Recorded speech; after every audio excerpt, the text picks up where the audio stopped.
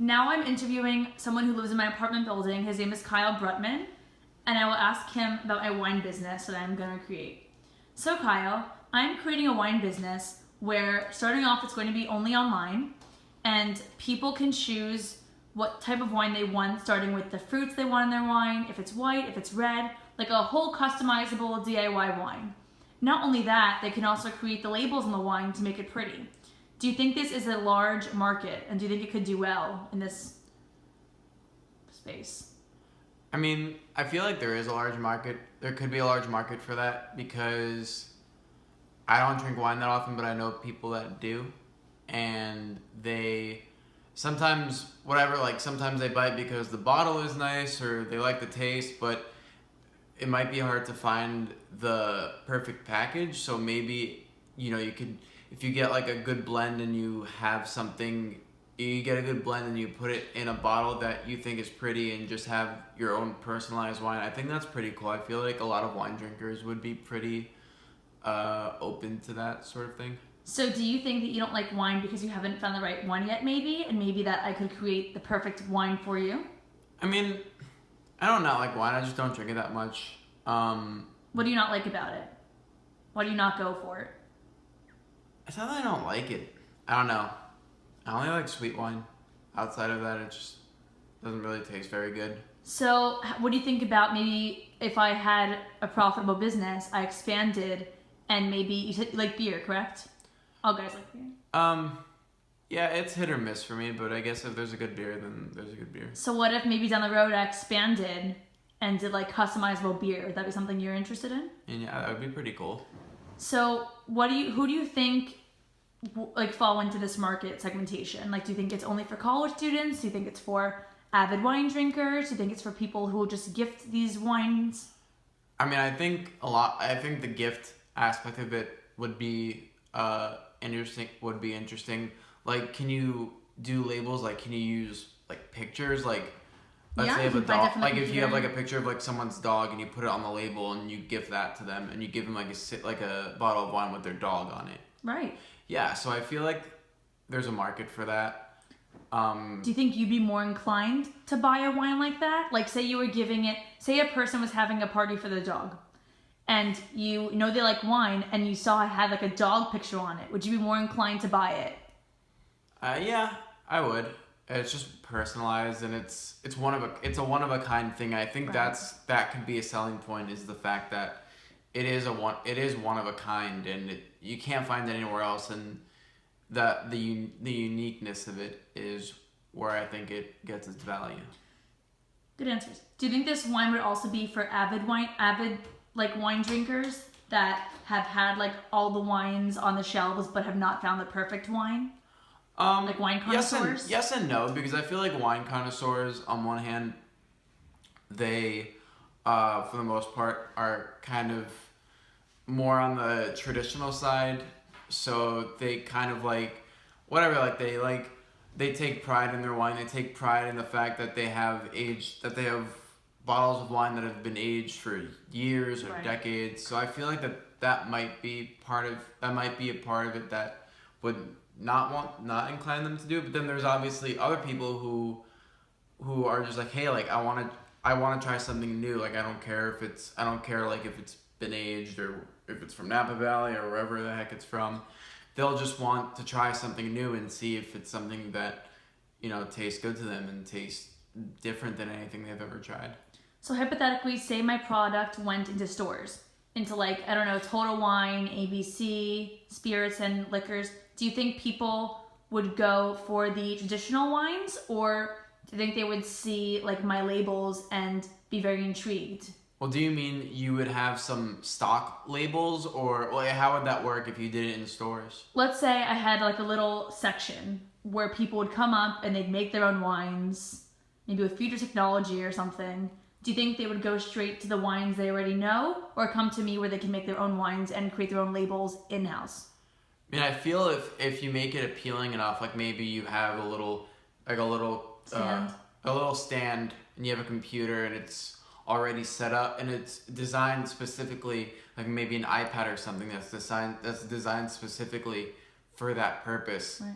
and you make it easy for them. You make the process very easy. You can even provide multiple iPads so they can look at two things at once to maybe compare and contrast what they might like or not like. So I feel like if you have something that's a little bit outstanding, it could work. But do you think I should also like go into it with like pre-made samples so they can try and then see what they like before they actually order it? Well, yeah, it's like how an example would be Blaze. How most people Blaze is a pizza place, right? Yeah, Blaze Pizza. Most people at this place, it's kind of like Chipotle. You get to pick your own toppings. It's very quick, very fast, and for the most part, in my experience, people get the create your own, but they also offer up.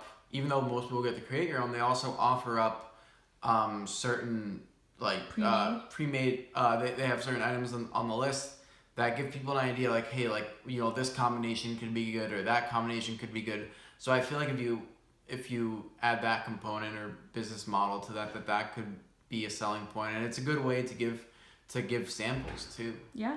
What fruits do you think would be good, like, in the wines? Like, what hints? Like strawberry? Like, what do you think would be a good array of fruits that people can have in their wine? I mean, it depends what you like. What would you get? If I were asking you to create your own wine, your perfect wine, what hints of fruits would you put in this wine? Maybe I'd probably put like either blueberries or strawberries. Okay. Because you want grapes, white or red wine? They're already grapes already. Probably white. I don't really like red wine that much. Do you see this product as being more of like an e-commerce online business or more of an in-store business where people would come up, you know, they see the sign of the store, they're very excited about it? Or do you think it's more of like a word of mouth online business?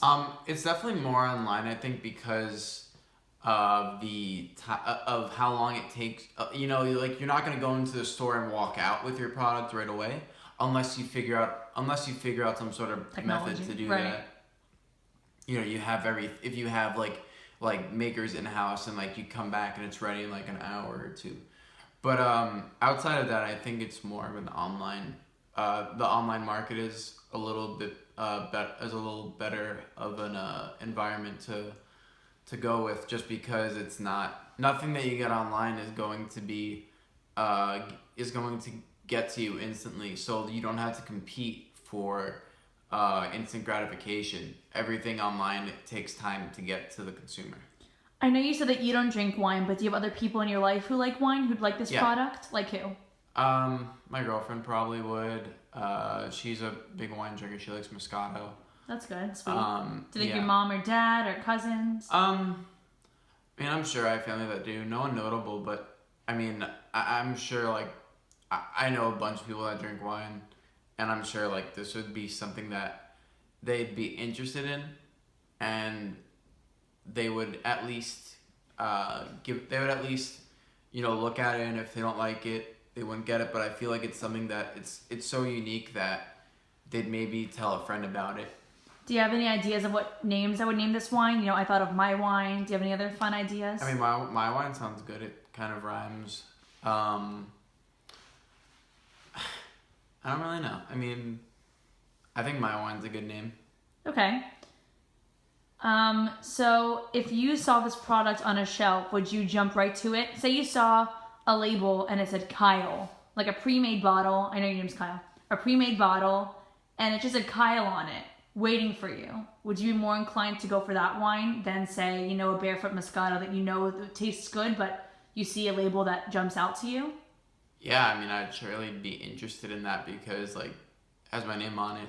I don't really see a lot of things with my name on it, but right. I mean, it definitely would, because, like, you kind of know.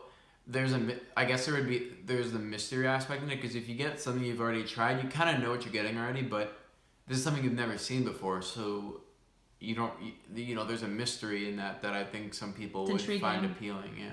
What do you think would be like an adequate price range for this wine?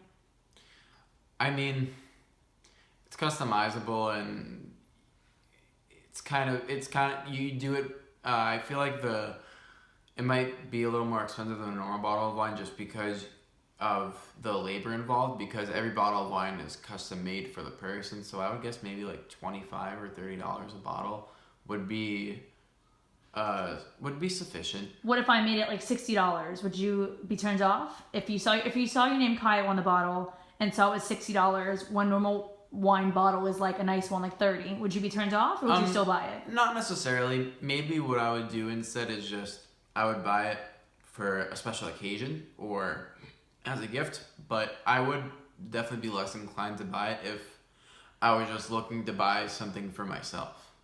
Thank you, Kyle, for the interview. I really enjoyed talking to you about your wine. No problem. Bye.